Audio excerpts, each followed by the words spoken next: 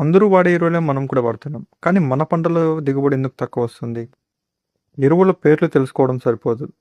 ఏ దశలో వేస్తున్నారన్నది అసలైన సీక్రెట్. చాలామంది రైతులకి కాంప్లెక్స్ ఎరువులు, డ్రిప్ ఫెర్టిలైజర్లు పేర్లు తెలుసు.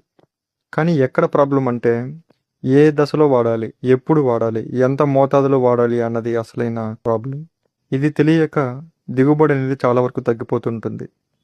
ఉదాహరణకి మొక్క చిన్నగా ఉన్నప్పుడు వేర్లు బలంగా రావాలి. పూత దశలో పువ్వులు నిలబడాలి. కాయల దశలో సైజు బాగా రావాలి. సో ఇలా ప్రతి దశ మారే కొద్దీ ఎరువు అనేది మారుతూ రావాలి. కానీ చాలామంది రైతులు ఇవి తారుమారు చేయడం వల్ల ఏ దశలో ఏ ఎరువు వాడాలి, ఏ కాంబినేషన్లో వాడాలి, ఎంత మోతాదులో వాడాలో తెలియక దిగుబడి అనేది చాలా తగ్గిపోతుంటుంది. అందుకే ఈ వీడియోలో ముఖ్యమైన ఎరువుల లిస్టు మొత్తం చూపిస్తాను. తర్వాతి వీడియోలో ఏ దశలో ఏ ఎరువు వాడాలి, ఎంత మోతాదులో వాడాలి, సో ఇలా ప్రతి ఒక్కటి మనం తెలుసుకుందాం. మన పేజీని ఫాలో చేయండి.